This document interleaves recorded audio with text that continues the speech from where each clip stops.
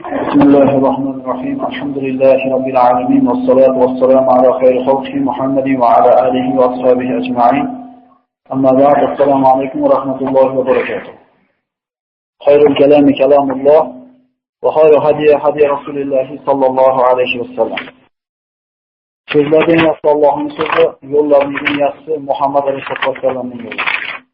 İnşallah bu müsibbetimizde azabı kabir ve onun şiddeti xususida bo'ladi. Bismillahirrahmanirrahim. قال عليه الصلاة والسلام إن العبد المؤمن إذا كان في إقبال من الآخرة وانقطاع من الدنيا نزلت إليه ملائكة بيض الوجوه كأنهم وجوه الشمس. Rasululloh sollallohu alayhi vasallam ansonlardan biri vafot etib, uni ko'mishlikka qabristonda turganlarida Rasululloh sollallohu alayhi vasallam hali bu qabrda lahadi kavlamagan edi. Qo'lida bir kaltak bor edi, yerda chizib o'tirib turib, "Istaizu billahi min azabil qabr." Alloh taolodan azobi qabrdan panoh so'raylar deb bir necha marta takrorladi. So'ngra aytdiki, agar Alloh azza va jalla bir bandani taqdirini yozib qo'ygan kuni kelsa, ya'ni oxiratga yaqin bo'ladigan, dunyodan chiqadigan maqsad kelgan paytda Alloh taolo mo'min bandani ro'parasiga oppoq yuzlik yuzlaridan xuddi quyoshning nuri chiqib turadiganidek, qo'llarida jannatdan bo'lgan kafan va xushbo'ylar olgan farishtalar ana shu jon taslim qiladigan kishini ko'zi yetadigan darajadagi masofaga kelib o'tiradilar. So'ngra ana shu vafot qiladigan mo'minning bosh tomoniga o'lim farishtasi Azroil alayhissalom keladi va aytadiki, "Ayyatuhan nafsul mutma'innah, ukhruji ila mag'firatin minallohi va rizwani." Parvardigoringizni mag'firatiga, Parvardigoringizni roziligiga, ey xotirjam nafs, chiqing deydi. Shunda ruh xuddi suv tomchisi ajrab yerga qarab tushib ketgandek osonlik bilan ajrab chiqadi. Ana shu kutib turgan farishtalar Azroil alayhissalomning qo'lida bu mo'min bandaning ruhini bir lahza ham qoldirmaydi-da, qo'lidagi kafanlar bilan o'raydi, xushbo'ylar bilan xushbo'ylaydi va uni dunyo osmoniga ko'tarib olib ketishni boshlaydi. Va mana shu mo'min kishining ruhidan chiqqan xushbo'y hid yer yuzida misli ko'rilmagan shirin hid bo'ladi. Dunyo osmonidan ko'tarib olib borar ekan bu farishtalar mo'minning ruhini, osmon farishtalari bu kim? Qaysi bandaning ruhi? Bu qanday bir pokiza ruh deganda, bu faqat falonchining bolasi, falonchi deb turib faqat yaxshi sifatlarni sifatlaydi.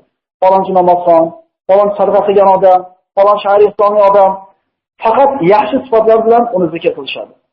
So'ngra mana shu dunyoning birinchi osmoniga ko'tarilib borganda eshikni ochishligini farishtalar ruxsat so'raydi. So'raladi kim bu deb. U kishi aytilgandan keyin osmon eshigi ochiladi. Har osmon eshigi, mana 7 qavat osmon deydigan bo'lsak, har osmonda eshigi kelganda yuqoridagi savol-javob takrorlanadi. Va ana shu 7-osmonga ko'tarilganda Alloh azza va jalla aytadi: "Uktubu kitabahu fi illiyin." Bu bandani kitobini, bu bandani nomini illiyinga, jannatiylarda kitob yoziladigan kitob yozib qo'yiladi. So'ngra uni yerga qaytaringlar. Zero biz insonlarni turpoqdan yaratganmiz. Turpoqqa qaytaramiz va qiyomat kunida turpoqdan qaytadan chiqaramiz. Demak, kelib chiqishligimiz turpoq, aslimiz, qaytib boradigan joyimiz tuproq, yana qayta tirishligimiz ham tuproq. Inson bolasi nimadan yaralganligini esdan chiqarmasa, qayerdan kelganligi va qayerga ketishligini esdan chiqarmasa, adashmaydi. Chunki shoir aytayapti, ana shu sizlar eshitgan ba'zi nashidalarda shunday bir chiroyli so'zlar bor, bilmaganligimizdan tushunmaymiz. Feroshi turobu deyapti. Tagindagi to'shagim ham turpoq deydi. Ustundagi yopinchig'im ham turpoq. Ikkalasi bag'riga bosyapti meni deydi. Atrofimda qumlar, ustunda hayot. Men yer saydaman deydi. Bizni hammamiz boradigan joyimiz shu. Biram-biram koshonalarni quramiz, biram-biram chiroyli bir xilma-xil ko'rpa to'shada ta'rif qo'yamiz-ku, lekin qiyomatgacha yotadigan uyimiz, qabrimizni obod qilishlik bilan ishimiz bo'lmaydi. Ruh qaytadan olib qo'yiladi qabriga. Shunda uni jasadiga kiygizib qo'yiladi. 2 farishta, Munkar Nakir farishtasi keladi va "Man robbuk?" Robbing kim deb so'raydi. U aytadi, "Robbim Alloh" deydi. Aytishadi, "Dining nima?" "Dining islom" deydi. U ikkisi ham savol so'raydi. "Sizlarning ikkingizni yuborgan kishi haqida nima deysan?" U kishi javob beradi, "Bu Rasululloh sallallohu alayhi vasallam." So'ngra qanday ilming bor deb so'raganda u javob beradi, Allohning kitobidan o'qidim, unga iymon keltirdim, unga tasdiqladim. Shunda Parvardigor olam nido qiladi. Bandam rost so'zladi. Unga jannatdan bo'lganda to'shaydi, to'shab qo'yinglar. Jannatdan bo'lganda libosni kiygizinglar va jannatdan bir darcha yoki bir eshik ochib qo'yinglar qabriga. Ana shu darchadan, ana shu eshigidan jannatning hidi, harorati, uni ovozlari eshitilib turadi. Qabri ko'zi yetadigan darajada kengitib qo'yiladi. Mana shunday xursand holatda yotganda nihoyatda bir xushbishim, chiroyli ko'rinishdagi bir kishi keladida, "Ey Allohning quli, sizni xursand qiladigan narsa muborak bo'lsin." Shunda haligi kishi aytar ekanki, "Sen kimsan?" deb so'rasa aytar ekan, "Men seni hayotda qilib o'tgan solih amallaringman." Shunda ana shu darchadan chiqayotgan rohatni zo'rligiga, u uchun ko'rsatib qo'yilgan boradigan joyi jannatni ko'rib turgandan keyin aytar ekan Parvardigor, darchadan chiqqan rohat shunchalik zo'r bo'lsa, qiyomatga tezroq qoyim qilgin. Qiyomatga tezroq qoyim qilgin, o'zimni ahlimga, o'zimni xizmatkorlarimning oldiga boray der ekan. Kimga bu? Ana shu azobi qabrda borligiga, jannatda do'zaxda borligiga iymon keltirib, shunga harakat qilib amal qilgan kishiga. Ammo ikkinchi odamki kofir bo'lib o'tgan edi, dinsiz bo'lib o'tgan edi. Oxiratga o'tishlik davri kelganda, dunyodan chiqishlik soati yaqin bo'lganda, yuzlari qora bo'lgan, qo'llarida xunuk sassiq matolar bo'lgan farishtalar uni ko'zi yetadigan joy darajasida o'tirishadi. O'sha tushuniladi qo'llari masalan. O'zi ruxsatsiz olishi mumkin, to'g'rimi? To'g'rimi? Ko'zi yetadigan darajada o'tirishadi va Azroil alayhissalom bosh tomoniga keladi va unga qarab turib, "Ayyatuhan nafsul khabisa, ukhruji ila sahati minallohi va ghadabihi." Parvardigoringizni g'azabiga, Parvardigoringizni iqobiga qarab chiqib keling deydi. Shunda ruh insonda jasadida tirqirab qochib ketar ekan, butun a'zolarga bo'linib ketar ekanki, chiqishlikda xolmas ekan. Shunda Azroil alayhissalom ana shu ruhni yig'ishtirib kelib turib, shunda sug'urar ekanki, xuddi xo'l bo'lib ketgan junga tikan aralashganda qanday chiqadi? Yulib sug'urvorlar deyiladi. Mana o'lim shiddat haqida gapirganimizda bir dona tishingizni nervini ukol qilmasdan olib ko'rganmisiz? O'sha yinani sayganda o'tib boradi, kichkina bu nervli kichkinagina. Bu ana shu 70 ta jon tomirni bitta sug'urishligini farq qilaylik. Qo'liga chiqishligi bilan yuqorida aytilgan kutib o'tirgan qora rangli, qo'lida sassiq matolari bor bo'lgan farishtalar bir lahza ham qo'ymaydi-da, olib tezligi bilan o'rab dunyo osmoniga ko'tarib chiqaradi. Yerdan uzilib dunyo osmoniga ko'tarilgandagi undan chiqqan sassiq hid yer o'zida bunday sassiq hid bo'lmaydi. Va samo ahli so'raydi, bu sassiq hid, bu hadis naf kimniki deb so'raganda, falonchining o'g'li falonchi, falonchining bolasi falonchi, faqat yomon bo'lgan sabablardan benamoz, fosiq, kofir, zinokor, kazzob, qanaqa yomon sifatlar bo'lsa, hammasi bilan zikr qilinadi. Birinchi dunyo osmoniga borganda eshik ochilmaydi. Dunyo osmoni eshiklari bor. Alloh taolo Qur'onda marhamat qiladi: "La tufattahu lahum azabus samai va la yadkhuluna al-jannata hatta yalija al-jamalu fi samil khiyar." Ular uchun osmon eshiklari ochilmaydi va ular jannatga hargiz kiritilmaydilar. Jannatga kirmaydi ular to yinani teshigidan tuya o'tib ketmagunicha. Hech qachon yinani ko'tidan tuya o'tib keta olmaydi. Demak, bular hech qachon jannatga kirmaydi. Dunyo osmonining eshiklari bor, dunyoda osmon tabaqalari bor. 7 qavat osmon bor. Biz bunga ishonsak ham shu, ishonmasak ham shu. Birinchi osmonning eshigi ochilmaganda Alloh azza va jalla nido qiladi: "Uktubu kitabahu fi sijjin, thumma tutrahu ruhuhu ila jasadi." Buni kitobini sijjinga yozib qo'yinglar. Sijjin nima? Illiyin jannatiylarda ismi yoziladigan kitob. Jannatiylarda spiskasi bizni tilda aytganda. Endi sijjin jahannamiylar spiskasi. Alloh o'zi saqlasin. Kitobul sijjin va ma adraka man sijjin. Bu sijjinni nimaligini qayerdan biladi? Ya'ni Alloh taolo o'zi bizga bildirmagan edi. Faman yushrik billahi fa ka'annama kharra minas samai. Robbisiga kofir bo'lgan kimsalar osmondan mana shunday uloqtiriladi va ruhi jasadiga kirgizib o'tkazib qo'yiladi. Usmon ibn Affon roziyallohu anhuga jannat haqida gapirsa yig'lamas ekan. Do'zax haqida gapirsa yig'lamas ekan. Lekin qabristonga chiqib, qabrni ko'rsa tinmay yig'lar ekan. Sababini so'rashganda aytar ekanki, Rasululloh sollallohu alayhi vasallam aytgan edi. Qabr oxiratda birinchi manzili, birinchi avtobusasi bizni aytganda. Agar mana shu birinchi manzilda inson najotga erishadigan bo'lsa, qolgani hech narsa emas degan ekan. Qiyomatdan qo'rqmayman degan ekan bir odam, azobida. Chunki har qalay yonimda odam bo'ladi. Azoblanadiganlar bo'ladi, lekin qabrda o'zim yakka bo'laman. Yolg'iz qolganini tasavvur qiling-da, qorong'u uyda o'chib qolgan hech kim yo'q bo'lgan mahalla. Insonda vahima bosadi. Yaxshidir, yomon yoningizda bir sherigingiz, ulfatingiz, hamrohingiz bo'lishini xohlaysiz. Qabrda inson yolg'iz qoladi. Uzoq emas. 2 metrga chavlasi bo'ldi, oxiratga o'tadigan nima bo'ldi? Koridor bu. Oho, hali uzoq emas. Juda yaqin.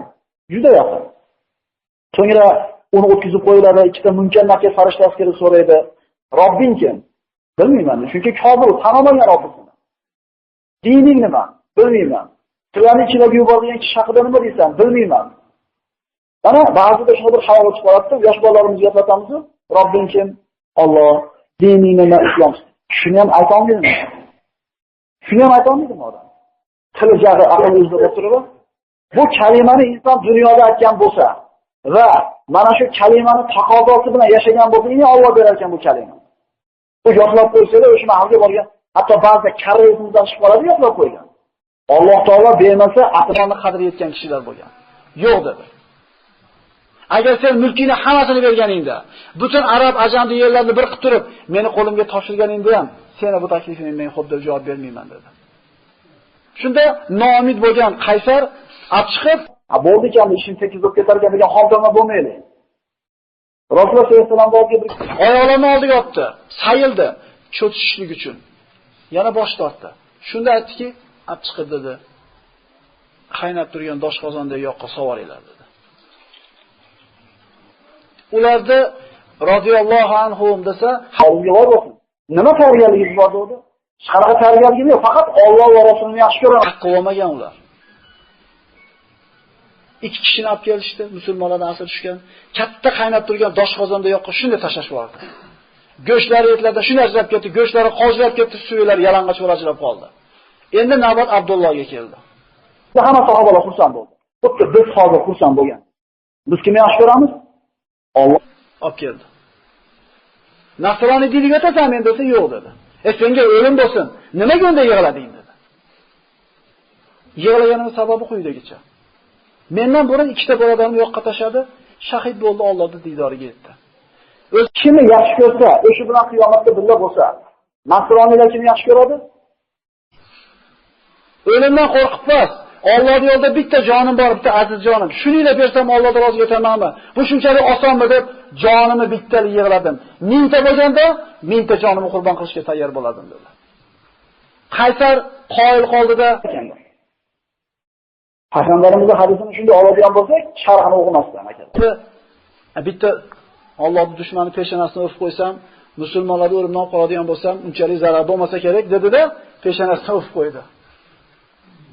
Shunda hamma musulmonlarni qo'shib berdi, Madinaga qaytib kelishdi.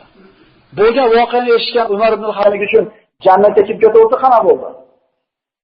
Yaxshi ko'rishlik degani ana shu bittadan ibrat namuna bo'lishga loyiq sahobalar bor. Bizning haqiqiy kumirlarimiz, bizni til bilan aytganda, mana shu sahobalar. Shularni o'rganishimiz kerak bo'ladi. 3-4 so'm ozgina dunyoda chaqasi matosi deb turib oxiratni almashtirib bo'lmaydi dunyosiga. Parvardigoro, eshitiraman otamdan ham, onamdan ham deb qo'yishligimiz quruq da'vo.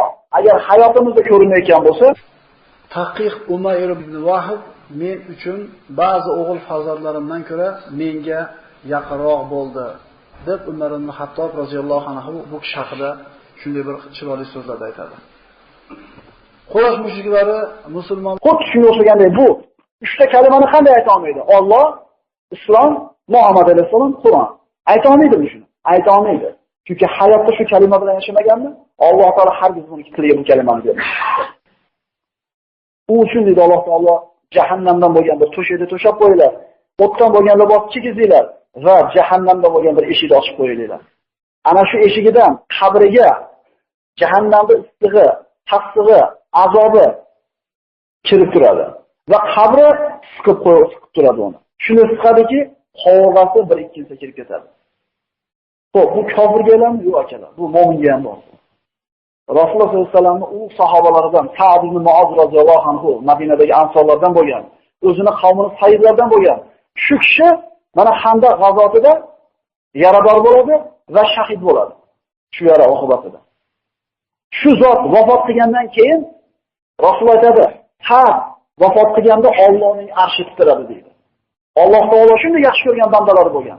Shu banda shahid bo'ldi. Allohning arshi titrashlik darajasida Allohga yaqin bo'lgan banda qabrga ko'milib, sahobalar qaytib ketganda payg'ambarimiz bir rangi o'zgarib oldi. Ya Rasululloh, nimaga siz rangingiz o'zgardi deganda, albatta qabrda bir siqib qo'yishligi haq. Agar bundan qutulish iloji bo'lganda, ta'bsiz siqib qo'yolmagan bo'lar, ta'b qutulardi. Shahid bo'lgan, Allohning arshini titrashiga sabab bo'lgan kishilar vafoti bilan qabr siqib qo'yilgan ekan. Biz holimiz haqimizda fikr qilaylik. Ular Rasululloh yonida yordamchi bo'lgan, Alloh ulardan rozi bo'lgan, shahid bo'lgan kishi qabr bir siqib qo'yilgan. So'ngra mana shu qabrda yotgan kofirga nihoyatda badbashara bo'lgan kishilarida senga va'da qilingan kun bilan qo'shilnosidagi xush xabar muborak bo'lsin. Sen kimsan deb so'rasa, seni hayotda qilib o'tgan yomon amallaringdan. Bu ikki xil odamni qabrdagi topadigan oqibati. Hatto azobi qabrda borligi ishonmaydigan toifalar bor. Rasululloh sollallohu alayhi vasallam mana juda ko'p hadislarda azobi qabr haqida bir ishoralarni qilgan. Oysha onamiz roziyallohu anha uyiga bir kuni bir yahudiy ayol keladi-da, sadaqa qiling desa, bir sadaqani qilganda sadaqasini olib turib duo qiladi. Alloh sizni azobi qabrdan saqlasin. Shunda Oysha onamiz dediki, bu yahudilardan bu o'ylab topgan bir bidatlar bo'lsa kerak deb turib payg'ambar sollallohu alayhi so'raganida, payg'ambar sollallohu alayhi vasallam bu narsani haqligini hadislar bilan isbotlab berdi. Azobi qabrga nima sabab bo'ladi? Inson qaysi qilgan aybi uchun azobi qabrga duchor bo'ladi. Va qaysi ishlarni qilsa mana shu qabrdan, azobidan omonda qoladi. Insonni azobi qabrdan najotga olib chiqadigan amallar. Bular namozga doimiy muhofazada bo'lishadi. 5 mahal namozni vaqtida o'qishlik. Ikkinchisi sadaqa. Uchinchisi Qur'on tilovati. To'rtinchisi ko'p tasbih aytishlik. Qaysinisi qiyin aytinglarchi? Endi azobi qabrga sabab bo'ladigan ishlardan birinchisi yolg'onchilik, ikkinchisi xiyonat, uchinchisi chaqimchilik, to'rtinchisi siyligidan ehtiyot bo'lmaslik. Yolg'on. Rasululloh sollallohu alayhi vasallamdan ya Rasululloh, mo'min odam baxil bo'lishi mumkinmi dedi? Mumkin dedi. Baxil odam kofir bo'lib musulmon dekishi qoladi. Mo'min odam qo'rqoq bo'lishi mumkinmi dedi? Mumkin dedi. Endi mo'min odam kazzob, yolg'onchi bo'ladimi deganda yo'q dedi. Xiyonat. Ibn Abbos roziyallohu anhu oldiga mana kitoblarda keltirilgan asarlarda bir toifa odamlar keldida, "Ey Allohning rasulining jiyani" Ibn Abbos aytadi, "Biz hajga kelyapmiz, yo'lda bir odam vafot etdi bizning hamrohlarimizda. Uni ko'rmoqchi bo'lib chuqur kavlaganimizda, yerdan alahadiga o'tganimizda qora chayon ilonlarni ko'rdik. U yerda ko'mdik, boshqa joyda kavladik. Yana shu holat bo'ldi. Uchinchi joyda kavladik, yana shu holat bo'ldi. Dan maslahat so'ragani keldim." Aytdiki, ana shu kavlagan chuqurlardan bittasiga ko'mtashoringlar uni. Yer yuzini butun kavlab tashlasalar ham, undan yaxshiroq joy topa olmaysizlar dedi. U kishilar ko'mishdi va qolgan matohlarini olib, oilasiga borib berib turib, ayolidan so'rashdi. "Eringiz nima ish qiladi?" Eri oshpaz bo'lar ekan. Eri ovqat sotar ekan. Ovqat qilardida, o'zimizni hojatimizga yetadiganini olib qo'yib, qolganiga suv qo'shib qo'yardi. Bu muomaladagi tijoratdagi xiyonat. Tarozdan urib qo'yish, metrdan tortib qo'yish, ozroq surkab qo'yish, o'sha axagani yoki albastarini qolganini nima qilib qo'yish, chop tomonga tortib qo'yish. Xiyonat azobi qabr sabablaridan bittasi. Uchinchisi namima, gap tashib yurishlik. Mana shu asar rivoyatlarda keltiriladi. Bir kishi sinisi o'lgan birov bor ko'madi, kelib bir asbobini, so'mkasini qolgan bahona borib qabrni kavlab ko'rganda o't chiqadi. Yopib qo'yib kelib onasidan so'raganda aytadiki, "Siningiz namozga beparvo edi. Mukammal tahoratdan namoz o'qimas edi." Qarang, namoz o'qiydi bu. Bu namoz o'qimaydigan haqida gapirilmayapti ham. Namoz o'qiydi, tahoratiga beparvo bo'lgan, namozga beparvo bo'lgan va qo'shnilarning eshigiga borib quloqni tutib turar edi, gaplarni ko'chaga chiqib tashlaydi. Xotinlar ko'chada turadimi? Birovniki yuzda gap ko'chaga chiqadi. Eshitdingizmi? Falonchi mana bo'pti. Agar uydan chiqmaganda o'tiradi o'sha narsani eshitmasdan. Ko'chada gap tashlik Bu ko'proq ayollarga xos bo'lgan sifat, erkaklar ham hozirgi zamonda bundan qolishmaydigan bo'lib qoldi. Va Baul Rasululloh sollallohu alayhi vasallam sahobalar bilan ketyapti. Ana shu bir qabrda olib to'xtadida, mana bu ikkita qabrning egasi azoblanayapti hozir dedi. Lekin katta narsa sababli emas. Kichkina gunoh bilan. Bittasi gap tashir edi, bittasi tiydigidan ehtiyot bo'lmasdi. So'ngra bir daraxtning novdasini olib sindirdida, ikkalasiga sayt qo'ydi. Shoyat shu daraxtning nami quriguncha ularning azobi yengillatib turilsa. Endi e'tibor beradigan bo'lsak, katta gunoh emas deyapti. Bu bizning nazarimizda katta gunoh emas. U yerda tayi kirganda kichkina azob ham katta azobga aylanadi. Kichkina gunoh ham kattaga o'tib ketadi. Tiydidan ehtiyot bo'lmaslik va gap tashib yurishlik.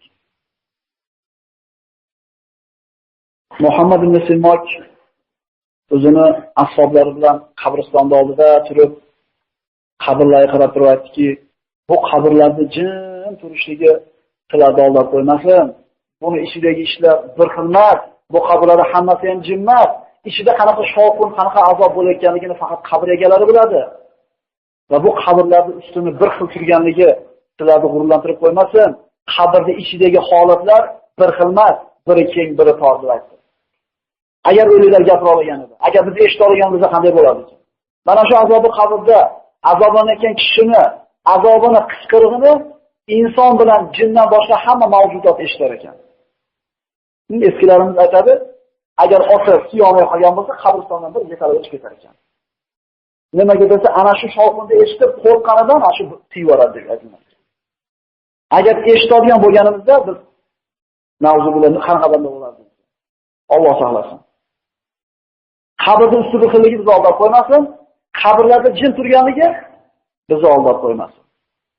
Rasululloh sollallohu alayhi vasallam aytgan, qabr jannat bog'laridan bir bog' yoki do'zax chuqurlaridan bir chuqur.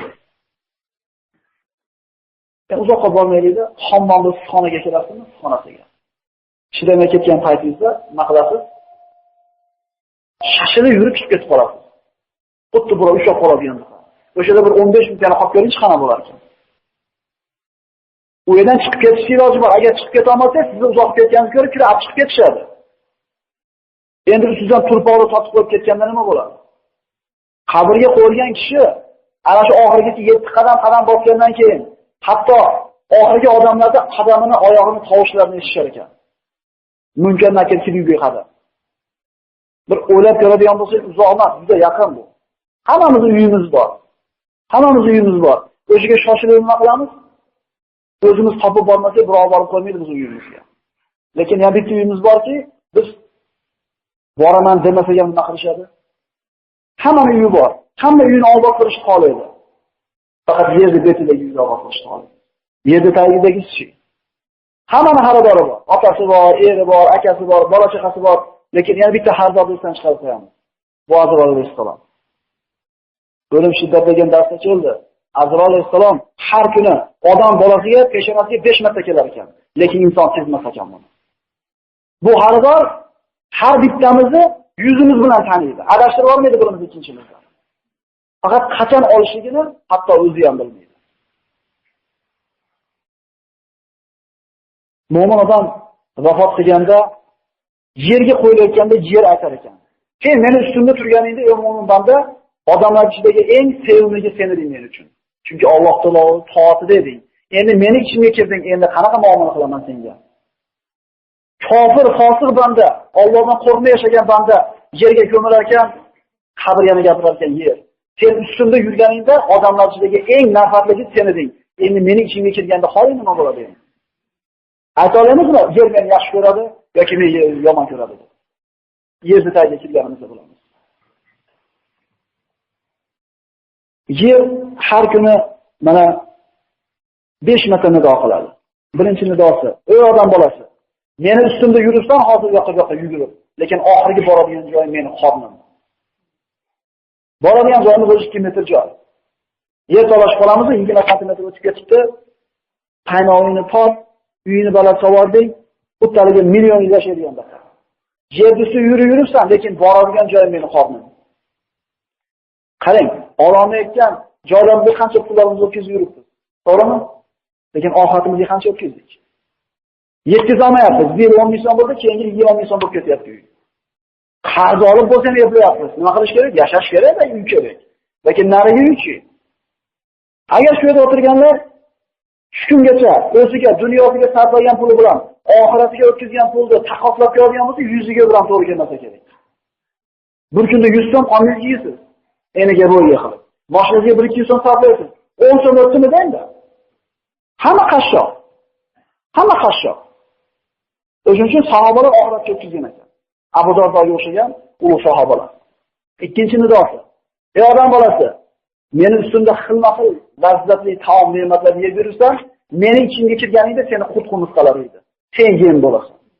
Uchinchi nidosi, ey odam bolasi, ustimda mazza qilib og'zingni to'ldirib kulib yursan, hali meni qornimga kirganda juda ko'p yig'laysan. Yaxshi kulgan odam ikkita tuxumni quvvatini olamish. Bu masxaravozlarga gapir. Ko'p kulgi qalbni o'ldiradi. Ko'p kulgi qalbni o'ldiradi.